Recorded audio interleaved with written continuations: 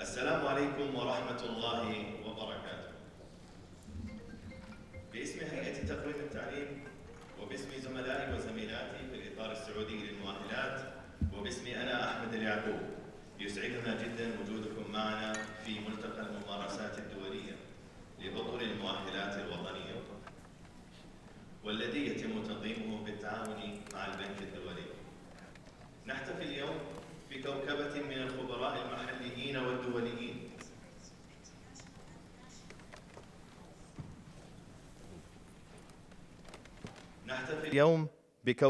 من الخبراء المحليين والدوليين ممن يمثلون منظمات وهيئات أثبتت نجاحها في تصميم وتطبيق أطر وطنية لمؤهلاتها تناسب رؤيتها واحتياجها الوطني.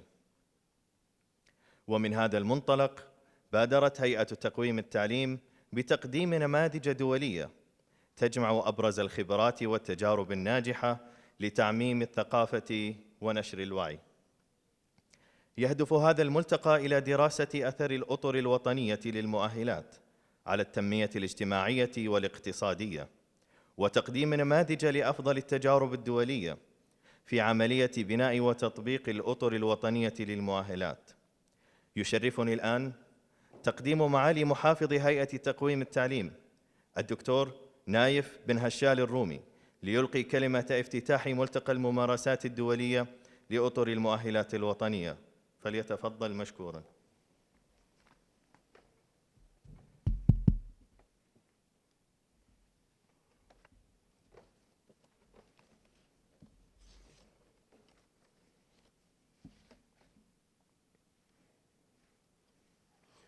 بسم الله الرحمن الرحيم. الحمد لله رب العالمين، والصلاة والسلام على أشرف الأنبياء والمرسلين نبينا محمد وعلى آله وصحبه أجمعين. أصحاب المعالي، أصحاب السعادة، أيها الحفل الكريم، ضيوفنا الأكارم، السلام عليكم ورحمة الله وبركاته. يسعدني أن أكون معكم اليوم في ملتقى الممارسات الدولية للأطر الوطنية للمؤهلات الوطنية للأطر الوطنية للمؤهلات. لقد عملت هيئة تقويم التعليم على تأسيس الإطار الوطني للمؤهلات بالشراكة مع أصحاب المصلحة والخبراء وسوق العمل لتطوير وتنمية مهارات الكوادر الوطنية في المملكة العربية السعودية، والتي تشكل بدورها القوة الدافعة لتحقيق الازدهار الاقتصادي والتنمية الاجتماعية. ومما لا شك فيه أن وضع هذا الإطار سييسر فتح مسارات مهنية مرنة، والتي نطمح أن تكون متوفرة لأبناء الوطن بما يتوافق ويتماشى مع رؤية المملكة 2030.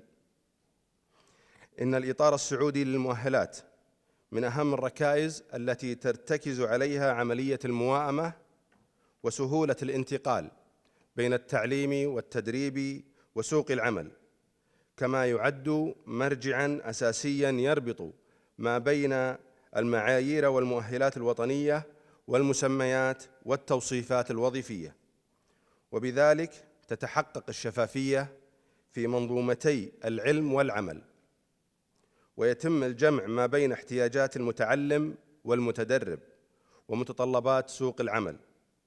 أيها الحضور الكريم، نحن اليوم شهود هذا العمل الذي آتى أكله ولله الحمد، وأملنا أن يرتقي بأبناء مملكتنا الغالية. كما يفرض علينا جميعاً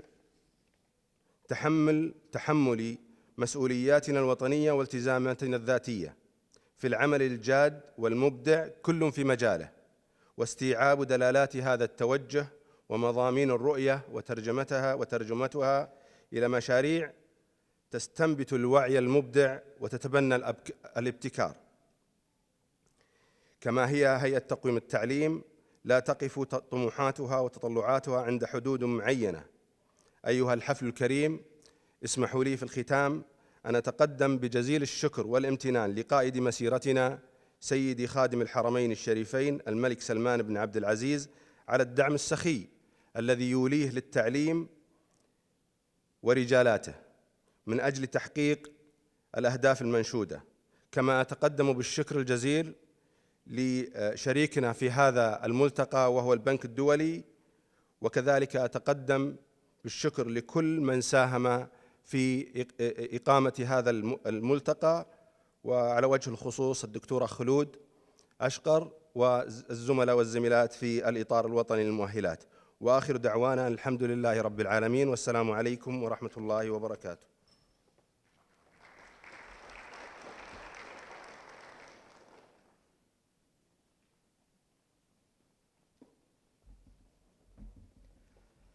يسعدني الآن أن أقدم لكم سعادة مساعد المحافظ لإطار المؤهلات الوطنية الدكتورة خلود أشقر، والتي لها خبرة تزيد عن 18 سنة في مجال التعليم العالي كأستاذ مساعد. تنصبت عدة مراكز كرئاسة أقسام تعليمية وعمادة شؤون الطالبات. تعمل الدكتورة خلود في هيئة تقويم التعليم كمساعد المحافظ لإطار المؤهلات الوطنية لبناء الاستراتيجيات الوطنية للمؤهلات والقيام على نظام المؤهلات الوطنية ليكون المرجع الوطني المعياري للمؤهلات، والإشراف العام على بناء نظام إطار المؤهلات الوطنية وتشكيل السياسات والإجراءات الخاصة بعملياته لضمان تحقيق مستوى عالي الكفاءة، وبناء نظام تصنيف المؤهلات العلمية والفنية وتطويره بشكل مستمر لمواكبة التقدم العلمي والتكنولوجي ومتطلبات التنمية الاقتصادية والاجتماعية. فلتتفضل مشكورة.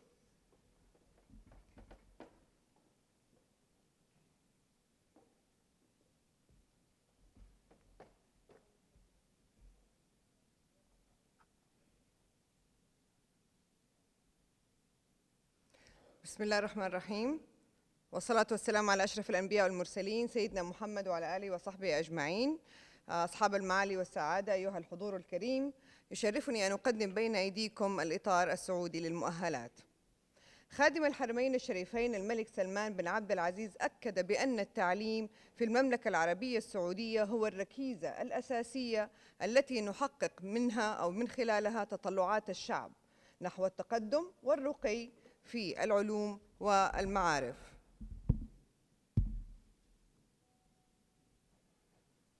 منذ بداية عام 2014 بدأت هيئة تقويم التعليم ببناء الإطار السعودي للمؤهلات كمنظومة موحدة تسعى للارتقاء بجودة المؤهلات من خلال معايير وطنية موائمة للمعايير العالمية. يسمى هذا المشروع بالوطني لأن المفهوم يمثل نظام وطني لدمج التعليم والتدريب والتوظيف ضمن منظومة موحدة، وتمثل الشمولية وتمثل الشراكة والجودة والشفافية المبادئ والقيم الأساسية التي ارتكزت عليها عمليات بناء الإطار السعودي للمؤهلات. ويعد الإطار أداة سهلة، أداة بسيطة وفعالة صممت لتكون المحرك الرئيسي للارتقاء بجودة المؤهلات الخاصة بالكوادر السعودية. وقد حرصت الهيئة كل الحرص على أن يكون هذا العمل، عمل البناء، عمل تشاركي، لذا تم بناء الإطار بالتعاون والشراكة مع جميع الجهات، مع أكثر من 65 جهة وأكثر من 200 عضو. ومن أهم الشركاء كان لنا شراكات مع الوزارة مثل وزارة التعليم، وزارة العمل، وزارة الصحة، وزارة الخدمة المدنية، ووزارة التخطيط والاقتصاد. بالإضافة إلى الجامعات، كان للجامعات والشراكة مع الجامعات أثر إيجابي في إثراء عملية بناء الإطار، بالإضافة إلى الشراكة مع مؤسسات التدريب التقني والمهني والهيئات، وبالإضافة إلى أصحاب العمل والشركات الكبرى مثل شركة العبيكان وشركة أرامكو وشركة سابك وشركة هدف وعلم. وبالشراكة مع الهيئة الاسكتلندية للمؤهلات كشريك استراتيجي، والتعاون مع أكثر من 25 خبير محلي و20 خبير دولي، والقيام بأكثر من 13 دراسة علمية من مسح ميداني ومقارنات دولية لأطر وطنية، قمنا ببناء وتصميم الإطار الوطني للمؤهلات في المملكة العربية السعودية. يتكون الإطار السعودي للمؤهلات من 10 مستويات، وحيث أن العلوم والمعارف متنوعة ومتعددة ولا حدود لها، فإن الإطار يعد كمرجع أساسي ينظم عملية تصنيف المؤهلات. ومن مميزات الإطار أنه يشمل جميع القطاعات، فهو إطار يشمل التعليم العام والمؤهلات الخاصة بالتعليم العالي ومؤهلات التدريب، وأيضاً هو يعزز التعليم مدى الحياة، وهو أيضاً يتيح الفرص للمتعلم للتقدم والانتقال عبر المستويات وأيضاً بين القطاعات. كل مستوى من مستويات الإطار يحتوي على توصيف عام لمخرجات التعلم، مبنية على المعرفة وأيضاً مبني على المهارات ومبني على الكفاءات، وهذه هي الجوانب التي يتطلبها سوق العمل. ويزداد التوصيف تعقيداً ويزداد صعوبة كلما انتقلنا تصاعدياً عبر المستويات، فمثلاً زيادة مستوى التحليل واتخاذ القرار ضمن المؤهلات، زيادة العمل باستقلالية، انخفاض في طبيعة المهام الروتينية، التوسع في تطبيق المهارة والكفاءة والمعرفة. بالتأكيد من أولويات الإطار هي تجويد المؤهلات والتأكد من أن الجهة التي تمنح المؤهل هي أيضاً جهة موثوق بها، ولذلك ولله الحمد انتهينا من وثيقة معايير المؤهلات وأيضاً من وثيقة معايير الجهات المانحة للمؤهلات، وتم بناء هذه المعايير لتلبية الاحتياجات الوطنية ولتكون أيضاً موائمة للمعايير الدولية والعالمية، وبالتالي تقوم الجهات بتبني هذه المعايير وتطبيقها في عمليات تصميم وفي عمليات طرح المؤهل.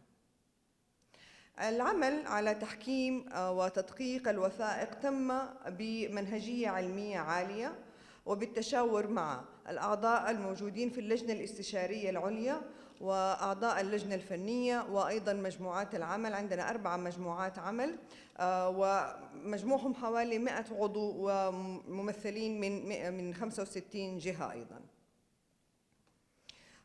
وقد أوضحت نتائج الاستبانات مع مجموعات العمل أنه 100% من الشركاء اتفقوا على أن الإطار سيساهم فعلياً في تحسين جودة مخرجات التعلم، وأنه أيضاً سيرفع مستوى الثقة من قبل أصحاب العمل ويرفع مستوى الاطمئنان في جودة المؤهلات السعودية.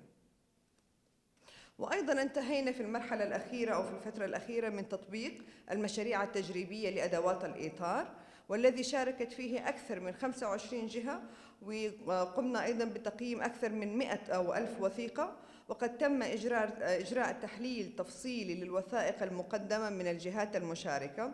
الهدف من المشاريع التجريبية كان هو دراسة جوانب التطوير والتحسين الخاصة بمعايير المؤهلات والخاصة بمعايير الجهات المانحة.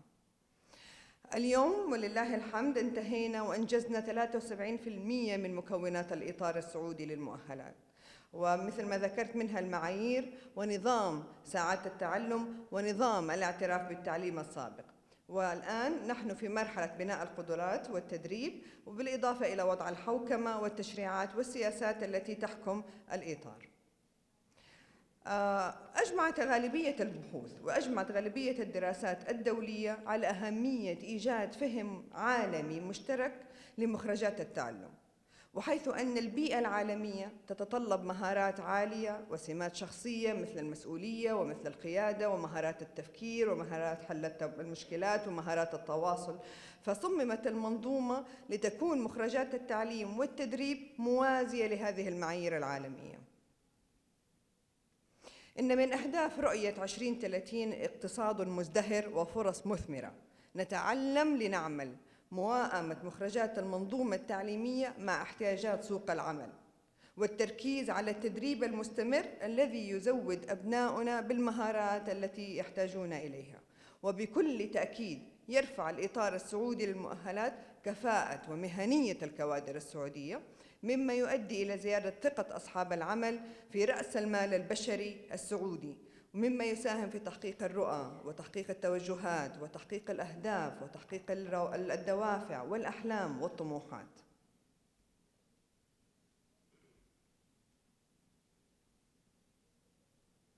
أصحاب المعالي والسعادة، إن هذا المشروع مشروع وطني جبار، ويحتاج فعلياً لتكاتف وتعاون جميع الجهود من أجل تحقيق تطلعات الوطن والمواطن. والسلام عليكم ورحمة الله وبركاته.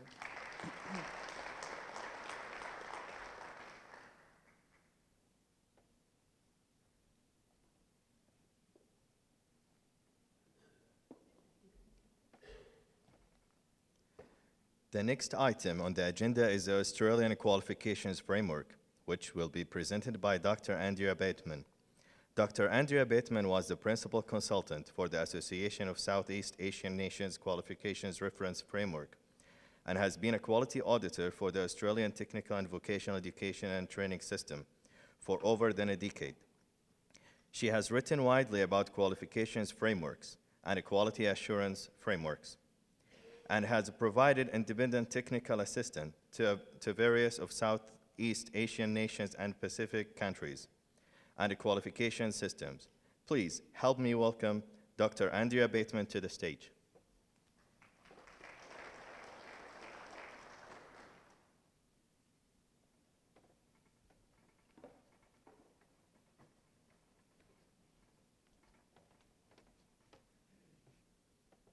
Good morning. Is that loud enough? Closer? Thank you. Good morning. Thank you very much for allowing me to speak today. It's really interesting here to be in Saudi Arabia for the first time, and have enjoyed it immensely already doing some sightseeing. But to get down to work, my job is to talk to you about the Australian Qualifications Framework. I have a large number of slides, and I will move over them relatively quickly, but you do have them, I believe, translated, and that will give you the most detail. So in terms of the Australian Qualifications Framework, just getting a handle on this, I'll just talk about the background to the framework. Its regulatory framework, its environment, which is fairly different to some others, the structure of the framework, and how it's quality assured across our three sectors. So the framework is one of the oldest frameworks around, I guess, along with New Zealand, who's here today. And it's basically gone through a number of minor revisions, but had a major review in 2011. It's unusual because it came out of an agreement between the Commonwealth, which is our national government, our state and territory governments, industry, unions, and never had any power, any legislation per se. Generally speaking, in its first years, its many years, it had a neutral influence on higher education. By that I mean it reflected what higher education were doing. But in the TVET sector, had a major influence on quality assurance. It's important to note that the AQF was governed through a council and a board that was representative of the key stakeholders. And only recently in 2011 now sits within the Australian Government Department of Education and Training. It does not sit with a Quality Assurance Agency, and I think that is a critical point to explain, not like many others. Just very quickly, it has 10 levels, from school certificate to doctoral level. And it also outlines a range of policies that we find are really important to us regarding things like linkages and pathways, recognition of prior learning. One of the key messages that I think is important with the AQF, you can see we have a wheel. And this wheel is important, and it's different to a number of other frameworks that you'll see that will have a hierarchy of qualifications that goes up. We've been really careful not to do that because for us, every qualification type is important. And we're also very much interested in the movement between the qualifications. So we're not looking at a vertical movement through the qualifications, but we encourage people to take qualifications. Even if you have a PhD, you might take a qualification certificate in auditing, and that's encouraged. So we don't have the layered hierarchy of qualifications, we have our wheel. It also means too that we're also interested in credit transfer and recognition of prior learning and the linkages and the pathways between. I mentioned qualification types, and this is something that you'll see in a number of frameworks. This is where we define or describe or explain the types of qualifications that we will have approved in our qualification system. There are no other qualifications. You can only get an AQF qualification through an approved provider with an approved qualification type. For example, we have a Bachelor of Education or a Bachelor of Science. That must meet the qualification type descriptor that we have in the AQF. If it doesn't, it can't be approved. And that has been there since the agreements very, very early. I'm just flipping over that one. The next one is the regulatory environment, because I think it's important to work out how your framework is linked to regulation or law. Up until 2011, ours was not linked to law. It was linked to quality standards, but not in any other way. It was an agreement. Now we've moved to a related legislation which refers to the AQF, and it includes TVET and higher education. In higher education, which is universities, generally qualifications from level 6 and above, but that's not a hard and fast rule. The AQF does not tell you which sector the qualifications rest. So we have two major pieces of legislation, and these are them. And just briefly, I know you're not going to read that, but within the legislation, we have referred to the AQF. We even describe the certificates that must be issued, the format, the template. That is in either the regulations and or standards. Our major and only quality assurance agency in higher education is TEQSA, who came into being in 2011. 2011 was a big year for Australia in terms of our framework and our quality assurance. TEQSA is responsible for the quality assurance of higher education providers. That is universities and smaller private higher education providers. They are responsible for that registration of those providers and of the accreditation of the qualifications. In some instances, universities, well, the universities in particular, have what we call self-accrediting status. But that has to be earned now under the legislation as opposed to being a granted. In TVET, again, we have two pieces of legislation, and you can always tell by the logo of the emu and the kangaroo, that's the national logos of the government. And again, we have it mentioned in numerous places about the framework itself, that the providers must comply with the framework, the qualifications must comply with the framework. Because we're a federated country, we have 8 states and territories. Prior to 2011, each state and territory had a quality assurance agency for higher education and TVET and schools. That has been in our law, our state laws, that the states have responsibility for education. And so even now, it took a lot of changes to state law to devolve the functions to TEQSA in higher education and to what we call ASQA, which is the TVET Quality Assurance Agency. But at this point in time, 2 states have still not changed their law, their state law. So we're sort of moving towards one, but we haven't got there yet. Again, there is a lot of quality assurance standards around what we call registered training organisations. We have standards around the quality agencies, how they will function. We have standards around the development of what we call training packages, which are national qualifications. And then we have standards for individual courses that are not national.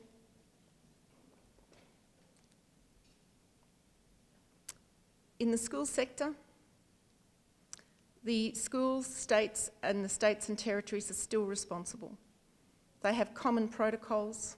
They have two overarching bodies to make sure the quality assurance in the curriculum is very similar. At this point in time, I don't see a change in that. I don't see movement per se in that function. So essentially we have 8 senior secondary school certificates that are managed by each state, but we have overarching bodies to ensure consistency across those.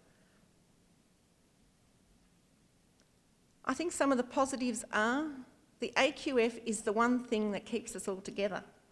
That over the years, it has embraced the fact that we have 3 different education sectors, 3 different ways of quality assuring. It hasn't, it's pushed gently to get greater consistency, and you can see that now moving towards consistent quality assurance. But it will keep on moving a little bit slowly. One of the things that we have done since 2011 is the positive engagement of higher education. We talked yesterday about different stages of an NQF, and Australia is one of the most oldest and has gone through a number of iterations. And it has taken a long time to convince the higher education sector that they need to come under the umbrella of the strong quality assurance and be really engaged with the AQF. And that was a very, very positive outcome from the review. We still struggle with senior secondary school certificates. We haven't been able to agree where it sits on our framework.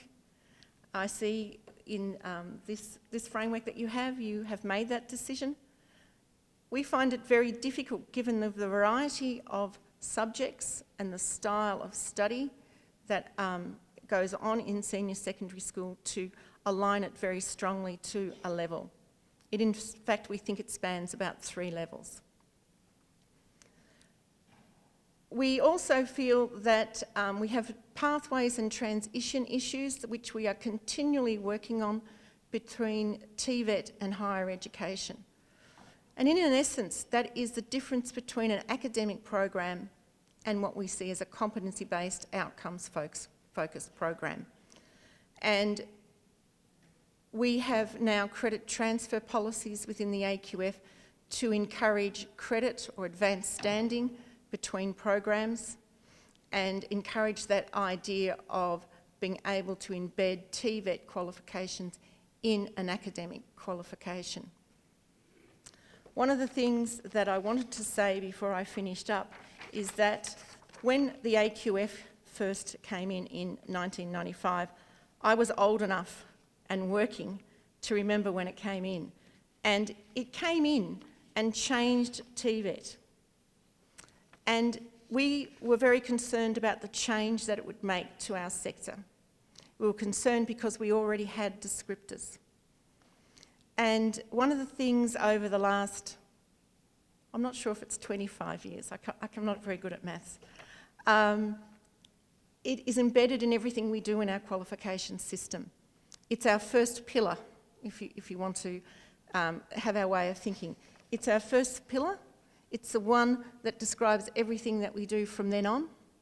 Everything refers to it, looks back to it, sees it as an umbrella for our whole qualification system.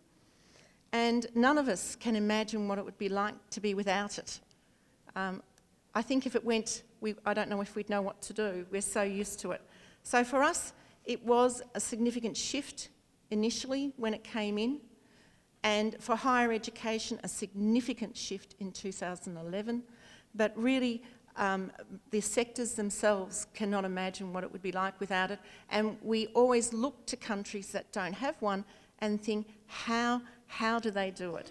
So for us, we see it as incredibly positive that we have a framework and that it underpins our whole system. So thank you.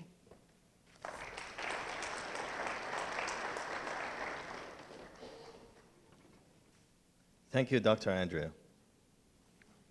The next item on the agenda is an overview of the New Zealand Qualifications Framework, which will be presented by Ms. Eve McMahon, who is working as the manager of the New Zealand Qualifications Framework System and Review.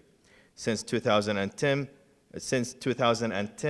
Eve has led major changes to the New Zealand qualifications system, which included establishing the New Zealand Qualifications Framework as a third-generation framework, and the introduction of a comprehensive framework for quality assurance using evaluative approaches. Eve provides technical advice on the New Zealand's qualifications, referencing, and quality assurance work with other countries. Please help me welcome Ms. Eve McMahon to the stage.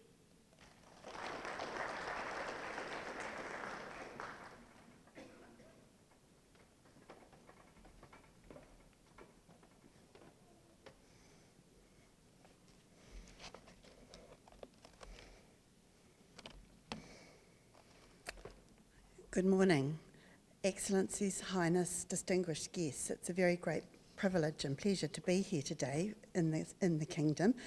This, as for Andrea, is my first time here, and I've been very much enjoying the discussion and the dialogue that we've been having. What I wanted to do this morning is to set a little bit about our framework, and we offer an integrated system, so we do not distinguish very clearly between our framework and our quality assurance that links it together. So I'm going to talk about those things. The New Zealand Qualifications Authority has a distinct role in New Zealand's education system. Not only is it the guardian of the New Zealand Qualifications Framework, but it also is responsible for setting the environment, the regulatory environment, and also undertaking much of the quality assurance of programs and education organisations.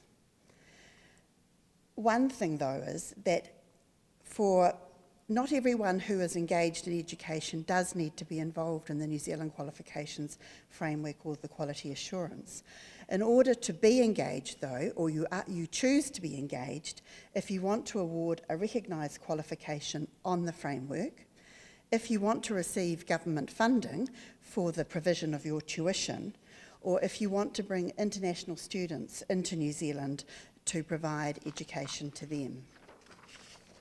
So first, I thought I should tell you a little bit about New Zealand.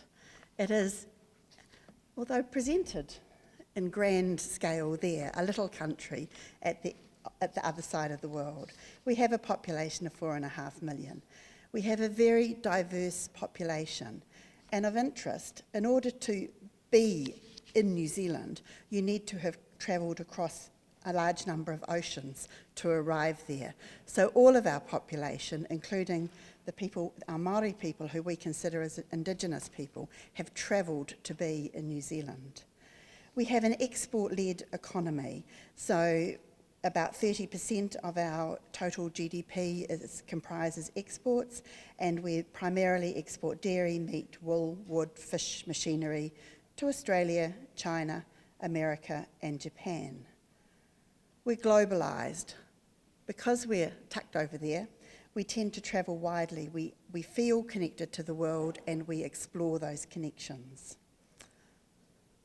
We are a well-qualified population, and we have a wide and diverse range of tertiary education organisations.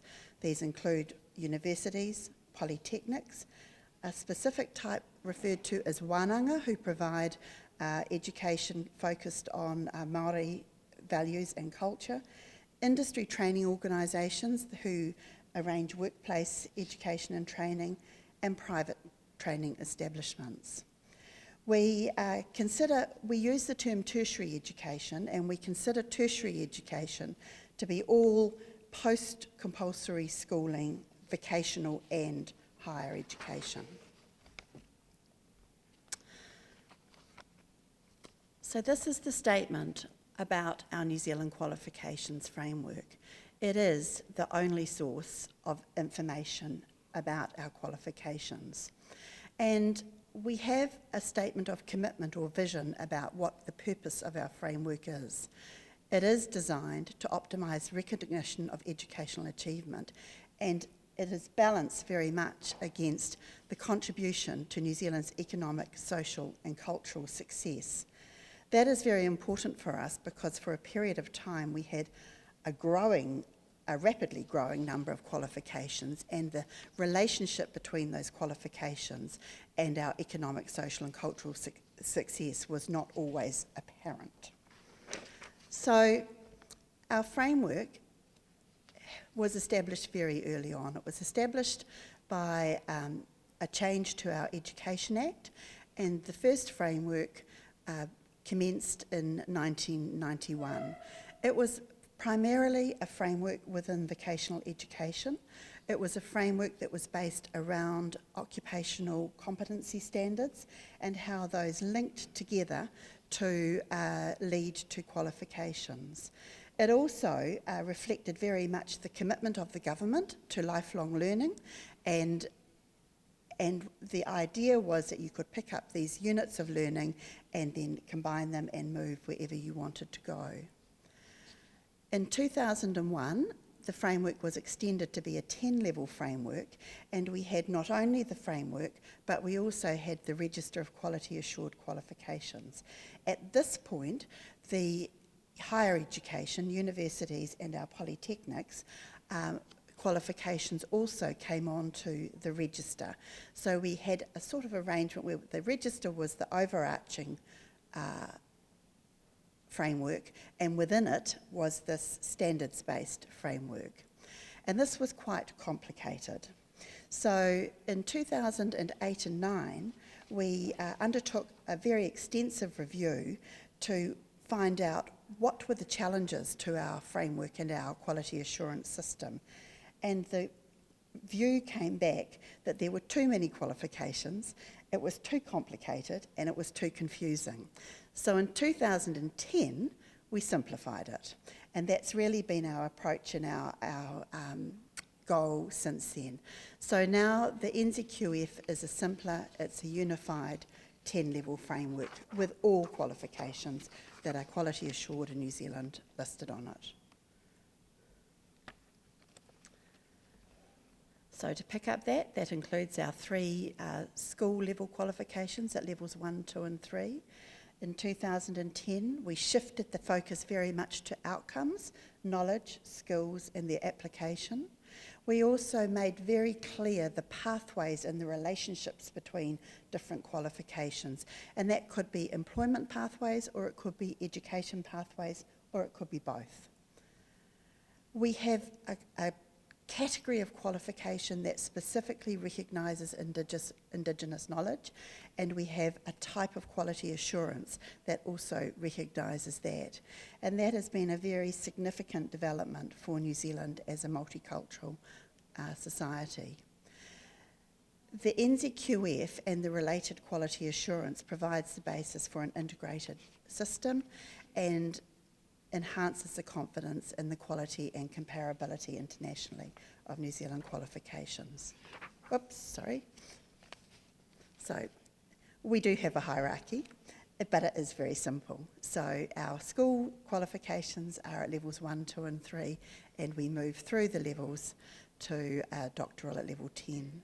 We do not distinguish between vocational and higher education qualifications in terms of our framework or in terms of our rules.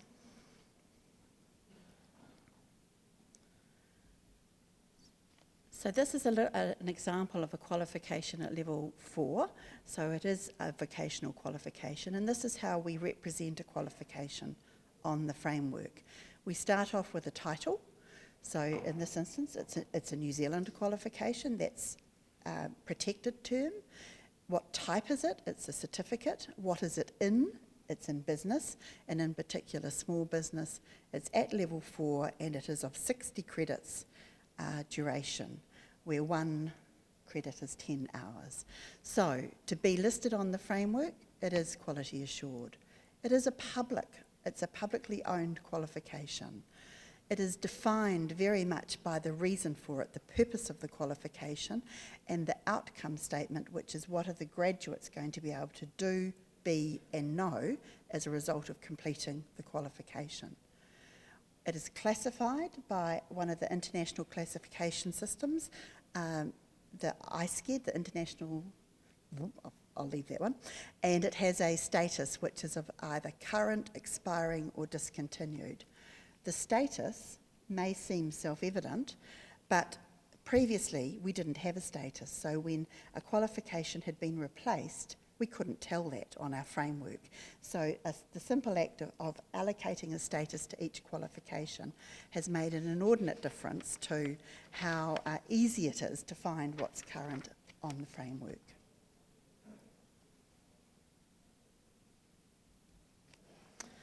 Now, this is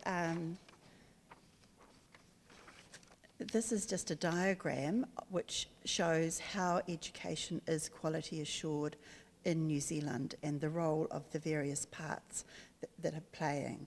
So for the schooling sector, we have the Education Review Office, and they look after schools, early childhood education and care centres.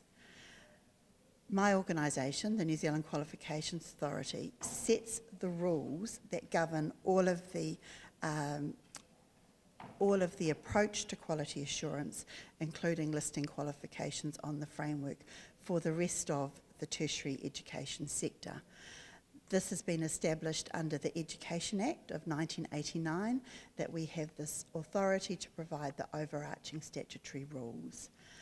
Our responsibilities include that we maintain the framework, that we set the rules and criteria, that we manage the examinations for secondary school qualifications, that we recognise overseas academic and vocational qualifications for people who come to New Zealand, and that we quality assure, we manage the quality assurance system of organisations for the non-university part.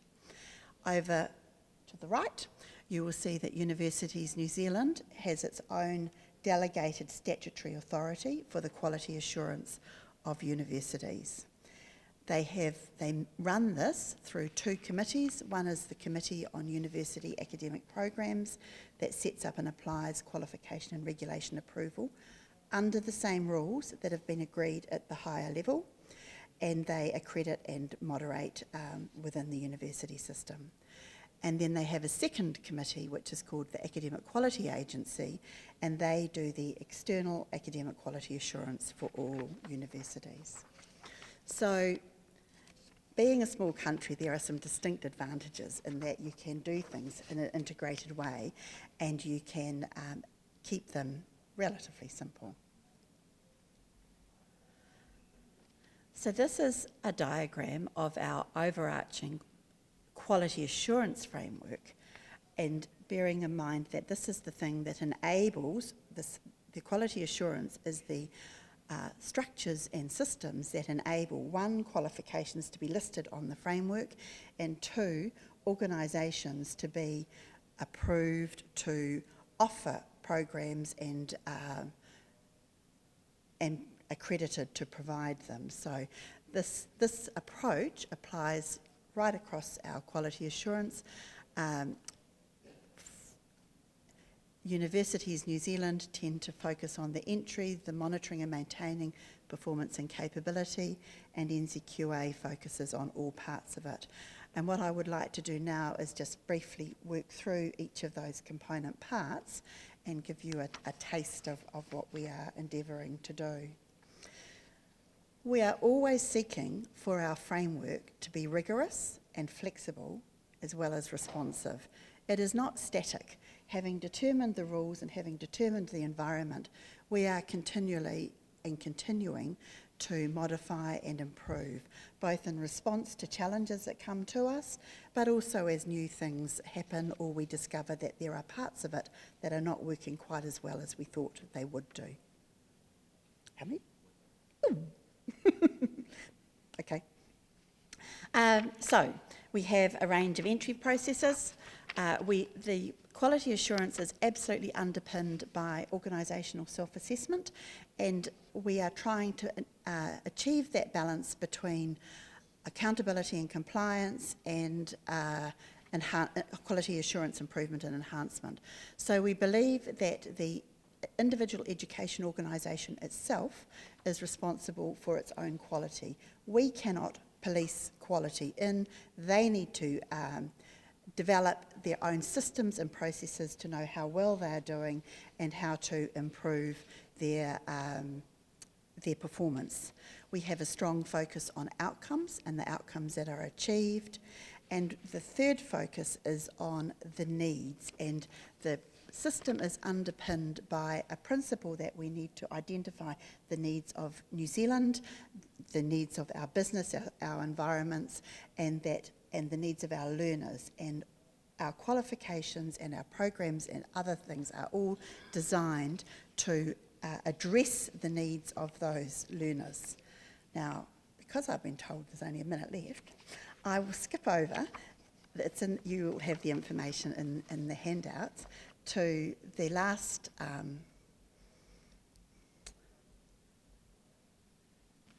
two slides. And at the moment, we're looking forward. We've had a system. It's been a robust system. It's been an integrated system. We're looking forward to what does it mean to have a quality assurance system in a borderless digital world, where there will be a stronger emphasis on prior learning. New skills are going to be required for the new jobs that don't exist yet. Yet somehow our quality assurance system needs to remain relevant, credible, portable, and our qualifications transferable. We think that there may be more emphasis on small parts of learning along with qualifications, so that the world is changing quite fast. And we need to be able to promote innovation, yet maintain quality and manage risk. In New Zealand, we have what we call a whakatauki. It says, te manu kakai e te mero, nona te nahiri. Te manu kakai e te mataronga, nona te ao. The bird that takes of the berry, his is the forest. The bird that takes of knowledge, his is the world. That is the aspiration of our qualifications system insurance.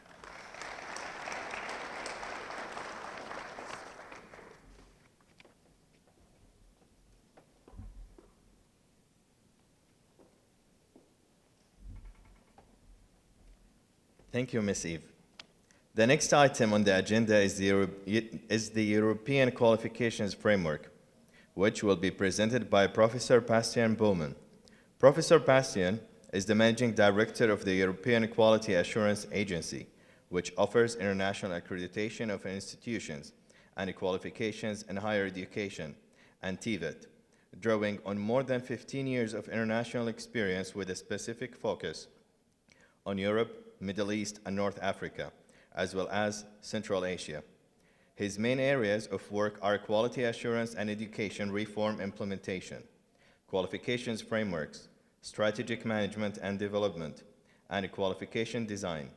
Professor Bastian has been involved as an expert in the development of the European Qualifications Framework for lifelong learning, and currently works on the development of the National Qualifications Framework of Saudi Arabia, with the lead responsibility of all quality assurance-related activities. In addition, he was an expert for the development of the European Qualifications Framework for Higher Education and the German National Qualifications Framework for Higher Education. Please help me welcome Professor Bastian Bowman to the stage.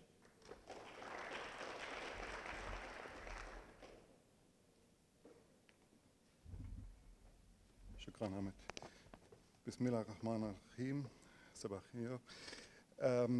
It's a great pleasure being with you this morning. Shall I move it? I've been coming to the Kingdom over the last 6-7 years on a more or less frequent basis, and now I'm involved in the development of the Saudi Arabia qualifications framework. So this morning I'm here to talk about the European qualifications framework.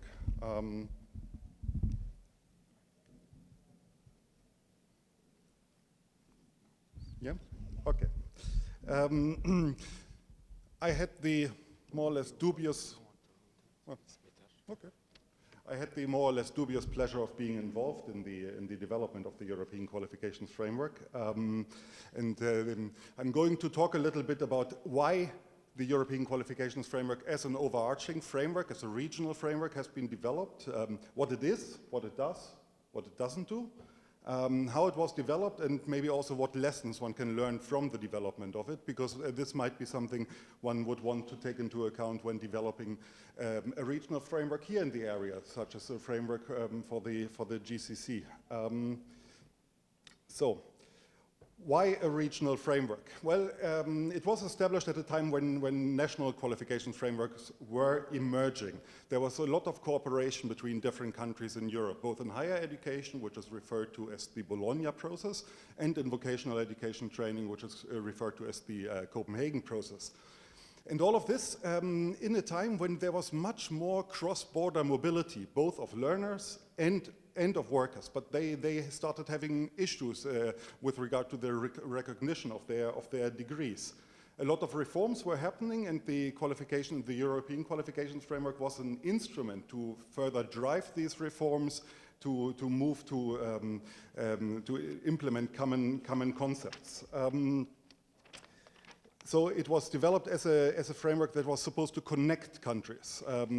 It wasn't supposed to unify or to replace or to merge what was happening in the different countries.